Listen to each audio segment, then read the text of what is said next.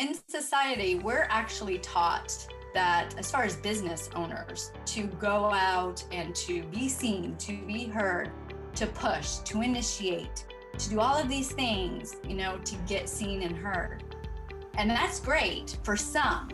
However, that's great for one, actually. There's 5 types. Welcome to the Raw and Real podcast. Are you dreaming of changing your life through opening a business? Or are you curious what obstacles entrepreneurs had to overcome on their journey? Then you're in the right place. My name is Agnes Billig and I'm your host. Hey everyone, welcome back to another episode of Raw and Real. Today's guest on the show is Miranda Mitchell. She's a mindset coach and human design specialist who helps entrepreneurs align energetically so that they have a successful business with freedom and ease. Hey, Miranda, thank you so much for joining me today. Hey, thank you so much for having me. Hey, I'm really excited to dive into human design because that's also a very new topic for me.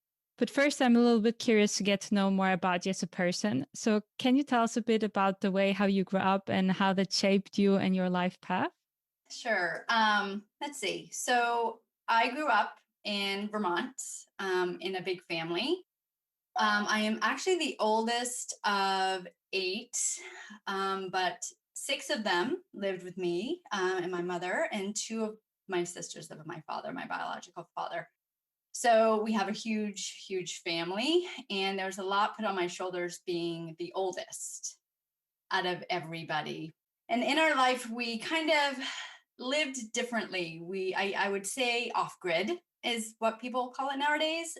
We didn't have, at times, electricity or hot water for that matter. We lived about a mile from the bus stop, and it was pretty tough being a kid in that realm or that area because, as a kid, you want to be around friends and you want to be doing things, and we didn't have much of that. I lived with my mom and my stepdad. He adopted me and my sister. When they married, my biological father gave us up for adoption because he didn't want to pay the child support. So my stepdad was gracious enough in adopting us, which we're very thankful for. But he was there for us financially, but emotionally, he was not. So we didn't grow up with a lot of, masculine support from our father. And my mother was really detached as well. There were so many of us. I don't know if it was because she just didn't have the time or if she was just doing the best that she possibly could in the way that she was living. But we didn't have a lot of support. We woke ourselves up to go to school. We made our own food. If we didn't go to school, we weren't in trouble. It was basically us taking care of ourselves from probably 12 on.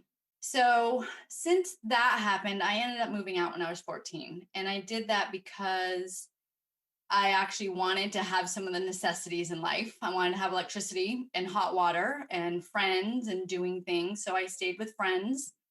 And because of the lack of support, I feel like I didn't have a lot of love in myself. I didn't know who I was. So I was out drinking a lot, partying a lot, and really trying to maybe drown out who I was. I didn't know who I was. So I was just drinking, and it stayed that way for a long time until probably my 20s when I was married. I got married at 23, and he was supposed to be a shining art, but that shining knight that shows up for you. He was in the military. He wanted to take care of me, and I hadn't been taken care of forever. So I thought that this was going to be amazing. I'm actually going to be taken care of in my life. And in that relationship, it started on our wedding day. He was very controlling, manipulative, physically and emotional, abusive, like the entire marriage. And I thought I had no self-love and self-worth in me before him, but he broke the rest of it down. Like, I seriously couldn't stand up for myself. I had consequences. I wasn't allowed to do anything. I was basically trapped in that marriage, and my self-worth even got worse. I was weak. And when I look at pictures now, I can't even believe that was me. So within that marriage, I have two sons, and it was about 28. There was a shift in me knowing that I can't take this anymore, that either I'm going to end up dead or I don't want my kids to think this is okay. You know, two boys, I don't want them treating their girlfriends this way. So it took me about a year to prepare. I had to try to find a job and try to get ourselves out of that situation in a safe way.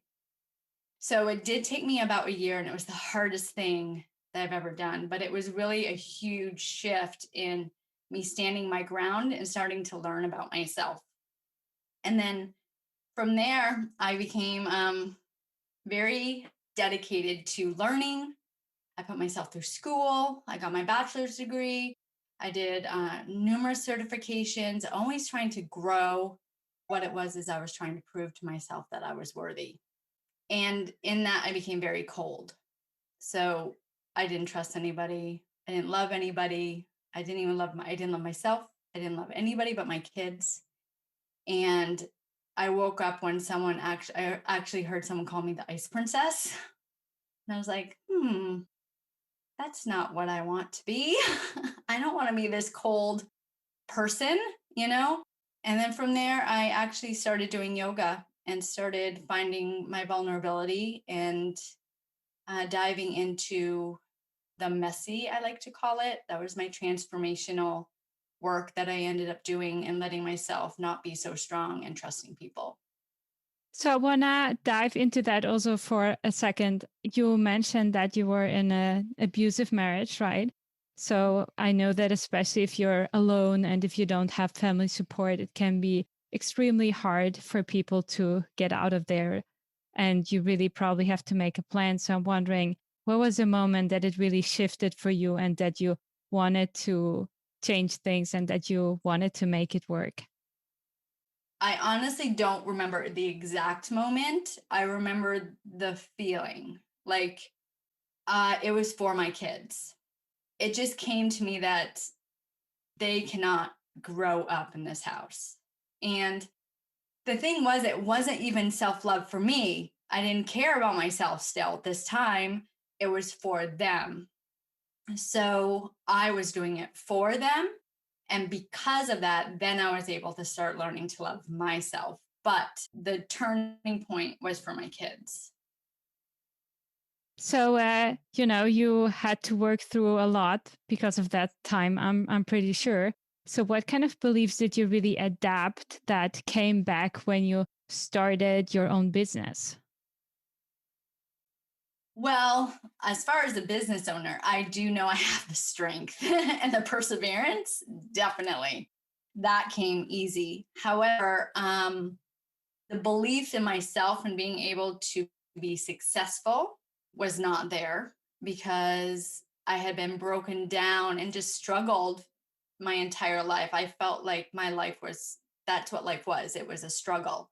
So in my business, I really felt like as long as stay small and as long as I make ends meet, or, that was okay for me. And then I came into this realization that, no, I can be bigger than that. I can be seen. I don't have to be shut down or shut up or pushed down. That it's okay for me to be seen. It's okay for me to be heard. And you know what? I do have things that I can help people with. I do have experiences that I can help people through. And with that shift in belief, I started to realize that maybe I was being shut down by him because I was always this strong. And maybe he saw it and I didn't. So, what were the activities where you noticed that you were playing small and that you didn't want to be seen? Well, that was in life in general and in my business. So in life, I was okay with just having my normal, mundane things. Like I'd bring my kids to school, I'd go to work, I'd come home, I'd have like one or two clients, and I was good that way. And then in my business, even I would have people say to me, well, you inspire me. Why don't you like do something bigger? I see this big vision for you. And I'd be like, seriously, no, I'm good with staying small. I don't need to be out there. I don't need people to see me. And that was me playing safe because I didn't want them to see me because I was afraid of who I was. I was afraid that I didn't have any value. And I didn't want them to tell me that. If I tried to put myself out there and then I was rejected, then I'm right. I have no value. So it was a safety mechanism for me. How did you break through that then? Well, I broke through that with a lot of internal work. I started doing my yoga practice. I started really finding the time to take time to learn about myself, to take time in really reflecting on what my beliefs were, what emotions came up when people said things to me, why I would say these things to myself that were negative. So the yoga practice actually gave me the time on a daily basis to find the time to listen to what was true for me that my body was telling me that I was ignoring otherwise. And then through that practice, I realized in certain areas I wasn't happy. It gave me the strength to say, no more, no more with this relationship, no more with this friendship. And I was able to find clarity in who I was and really what I wanted. So before I didn't have the time or take it. So, what were the answers that you found, when you started diving into who you really are? Well, I found that I wasn't my limiting beliefs at all, that I was creating those beliefs. And those things are things I told myself because of experiences that happened in my life. So I was letting my experiences dictate who I was. So I no longer took my experiences as who I was. I realized that I am in control of who I am and that working through some self-study practices and self-care practices that you can actually change your mindset to a new thought pattern and really start creating the life that you do want. You are not stuck in your past experiences unless you let yourself be there. What were the practices that you did in order to really rewire those old patterns in your mind? Well, there's a couple of them, but I would say the most prevalent, the ones that I love, are breath work and journaling. So every day I start my day with intention. I start with taking at least 3 to 5 minutes on just breathing. And what that means is I'll inhale for slow and exhale for slow and only focus on the breath. And then after I do that breath work, I just let my mind control my hand, I guess. And I just journal whatever comes up to me. So some days it's nothing. Some days it's like nothing's coming up to me. I don't know what I'm saying. This is ridiculous. But then other days there's these magic words that come out and you realize some of the things that's in your body that you're not even aware of. It's in your subconscious. So these practices I start on a daily basis because I can live my day intentionally. Without them, I'm just in the flow and I don't know what I'm doing, honestly. Okay, sounds really exciting. I guess I'm gonna try that once. One of the things that I still really wanted to dive into is human design, right? That's a very new topic, and I'm quite certain that also a few people that are listening currently have maybe heard of it, but are not completely sure what it is. So, can you give us a little bit an overview of what exactly human design is? Yes, human design is the combination of traditional practices like the Hindu chakra system and the astrology with new modern like sciences like quantum physics. So it's the combination of the practices together so that we can bring tradition with modern age so that we can continue to learn about ourselves, learn about our energy, and align with our energy so that we know what's true for ourselves. So, what's the benefit for someone knowing about human design? Oh, so much. So much. So we each have our own blueprint, and it's based on our birthday, time, and place. So we each have our own blueprint of energy. And in society, we're actually taught that, as far as business owners, to go out and to be seen, to be heard, to push, to initiate, to do all of these things, to get seen and heard. And that's great for some. However, that's great for one, actually. There's 5 types. For the other energy types, it's not all about initiating, it's all about learning to respond or learning to see the signs and actually sitting back and connecting with your energy first so that things are brought to you to respond to or say yes to for your business. So for me, I'm a manifesting generator. And what that means is generator type means that you have life force energy, you have workforce energy. So I have lots of energy. I can do many things at many different times. Some of them work, some of them don't. However, I am not an initiator. So I am not to get an inspiration, go out there and do it. I am to get the inspiration and to sit and then wait for people in the external world or signs in the external world to show up for me to say, yes, that's good, or yes, that's not for me. And what I mean by that is, by sitting back, is just getting an inspiration, asking what would be possible if I was to do this in my business. Now, normally we would use our mind to figure it out, and that's not what our energy blueprints are for.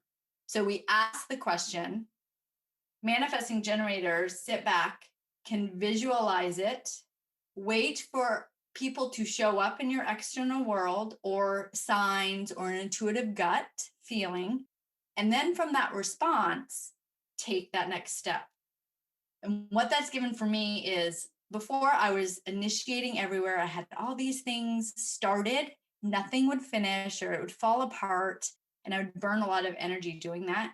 And now that I'm waiting to respond to things after my inspiration, everything's coming into alignment, and it has created like so much ease for me. I have so much time now to work on myself, to do the things I love. And then when I know something's right, I have the energy to do the work, and then it works. So it has changed my entire way of doing business. I want to go through an example here for a moment. So let's say I'm an entrepreneur and I have a certain idea and I want to obviously get it out into the world, because otherwise, nothing's going to happen because no one knows about this idea. So probably what I would do is just go on LinkedIn and make a post so that people see it. So are you telling me now, based on what energy type I am, there will be different results because of that post? Yes. Yeah. So depending on your energy type, there's a certain way that you can post things. So if you're a projector, their energy type is waiting to be invited or waiting to be recognized by someone. So a post there would be, I had this inspiration, or they would go into the post and then they would say, I would love to invite you to respond to this, or I'd love to invite you in a collaboration, or I'd love to see some. That invitation is important there. As far as like a manifesting generator, we can say, like what everyone is doing right now, do you feel frustrated because of this? Do you did like all of the questions? And then you can end with, if you agree with this, put a heart in the comments, and then they would respond. So depending on your energy type, the way that you post and the wording that you use is different. And the expectation, because there's a lot of people that expect a lot of people to comment or say something or connect. Yeah. But it takes time for that energy. Okay, that's interesting. So I'm wondering, since you have that knowledge that you are a certain type, a manifesting generator, what really changed in your life, and in what areas of your life do you also apply that knowledge to your advantage? Well, as far as my business, it has shifted my mindset huge. I have realized that since I am have to wait to respond to things, that I do not have to do everything. And that's another thing that I realized learning the different types. Like, we're all here to do different things. So when you collaborate with people, it actually works to everyone's benefit, because then you each have your own part. So for me, being a generator type, I have the energy to go out and do things. As a projector, they don't have a lot of energy. They actually are the ones that sit back and guide people. So I'm currently working with a projector, and she sits back and guides me in certain things, which is very hard for me because I'm used to like coming up with everything and doing everything. So I was like, it was a little hard in the beginning to like have someone guide me. But now it's like, oh yeah, I'll do that work. What are your ideas on this? And it's no longer just about me. It's working in collaboration. So that's a huge thing that shifted for me. Another thing that shifted for me is I talked about my kids earlier. I know since it's based on your birthday and time, your energy blueprint does not change. So you can do your kids' blueprint. And I did my daughter's blueprint, and I realized that she has a very hard time being recognized because her throat is open. So a lot of people don't listen. And I was always wondering, why is she screaming above everybody to get recognized? And because of that, I have noticed, okay, she needs for me to go to her, recognize what she's talking about so she feels seen and heard, and then she'll be okay. So it has changed my relationship with my kids because now I understand them more, and now I understand why they're so different. So, what are the insights that you had about yourself from your own profile? Like, what are the things that just came together because of it? So within the profile, there are open centers and defined centers. And just so you briefly understand, the open centers are the white centers, and they are the centers that you can have conditioning in. And a lot of people may have pain in because these are learning lessons, because the energy that we take in those centers are not ours. And then there's the defined, which are consistency in who we are. So I realize, okay, so where I have definition, there's consistency in who I am there.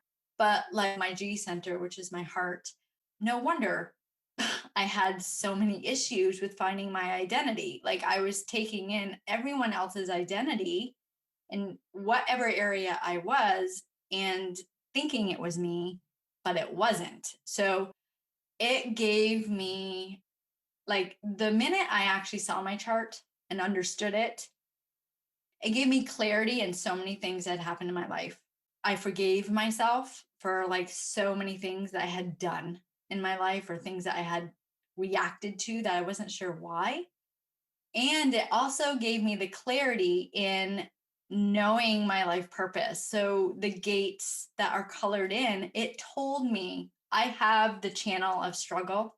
So it told me that my life purpose with this channel is to experience challenge and adventure and struggle and learn from them, and then teach others through my experiences, through my struggle, about life. So as soon as I connected with that, I knew it already, but I didn't have the words. And it was almost like I immediately grounded into like knowing who I was, and like, yes, this is who I was. This is why I've done everything. I'm on the right path. I'm doing the work. So it was just it was grounding, and it was very, made me accept myself immediately. It was amazing. What changed really for you personally since that acceptance is there? I think for me, that would be probably a certain type of confirmation again of something that you probably know, and that I guess solves something. Yes, there's definitely confirmation. Sometimes, if you're not in alignment, there may be a little bit that you're like, I don't know if that's true because there's a misalignment there. But through just the awarenesses of seeing where your open and defined centers are, and you start integrating that and really learning to use your strategy as a way to live, then start to align. So what that means is each type has a strategy, and I mentioned before, manifesting generators are wait to respond. So instead of me initiating, now I wait. So I'm working with my strategy. Projectors are wait for the invitation. So by learning to wait to be asked for information or wait to be invited into something, then they're starting to align with their strategy. And just like anything else, it's not like you're going to do this for one day and it's magically going to happen. It's going to take a little time, but honestly, it doesn't take as much time as I've been doing with my self-care practices and yoga practices because that's been like 10 years. So I'm wondering for entrepreneurs, we already touched upon the topic initiating conversations with potential clients or not, or social media. So, what are the other areas that entrepreneurs can apply the knowledge of your energy blueprint? Well, like the two that we already mentioned, also noticing what type you are so that you know what your purpose is. Like if you go deeper into your chart, you will find out what your purpose is in this life. So reconnecting and aligning with that so that you start to create that ease in your life that you really want. Also, opening up to the fact that you are not here to do everything, that you may need to collaborate with other people so that you can have that ease and freedom, that you don't have to be pushing, pushing, pushing the entire time. I think those are two huge ones because when you have that all together, then everything, I know I said this before, but it does, it falls in alignment, it falls into place, and everything does become easier with a sense of knowing that this is right. This is what I'm here for. You mentioned before that you're here basically to experience struggle as well. So I'm also very curious, like, what has been in general the biggest struggle for you as a business owner, and how did you overcome that? Oh, my biggest struggle was my own belief in myself. That was it. I had believed always since I was small that I really didn't have much value in this life. I wasn't here for any reason. Nothing I did mattered. I didn't love myself. I mean, you can go on and on. um, but learning, becoming an entrepreneur and working through all of my beliefs through yoga and then connecting with human design has really let me let go of all of the experiences that I held in my body. We do learn through yoga that a lot of the experiences that we have had do stay in your body if you don't work through them. So I've been able to work through them and release them. And then with human design, ground into what is true. So I actually have forgiven myself for everything that I've done in my past. And I actually feel appreciation for the struggle because I do know it was my path. And now that I know this, any struggle that comes up for me, because I do have the channel, I will take it as a learning experience. And I say that very often, like, ooh, this is difficult. So what is this teaching me? What is it? What is this for me? Like, what is this? So it has taught me how to look at things with a different perspective too. So, how can everyone find out what their human design type is and what their energy blueprint is? So I have a website, Miranda Mitchell, and you spell Miranda Miranda with a dash, Mitchell, Mitchell.com. And there's a little button on there where it says Get My Chart. And you just click on that button. You put your name, your birth date, time, and place, and I will run your chart personally and send it to you with an ebook. And then after that, you may get a little treat in a mini reading a couple days later. Okay, that sounds awesome. So, do you still have a last key takeaway, like a personal insight that you would like to share? I just want everyone to know that we really have the answers within us at all times. And even though you may feel that we have to look outside of ourselves to find the answer, if you start to take the time to get to know yourself internally, things will start to align for you. Okay, big words, big words. So, what's the best way for people to get in touch with you? Yes, you can go to my website again, Miranda-Mitchell.com. Fill out the information on the chart, and then we can connect that way. Okay, awesome. Thank you so much for all of these great tips. And for everyone who's watching or listening, we would love to hear from you. So, what is your favorite takeaway from our conversation today? Please make sure to let us know in the comments below the video.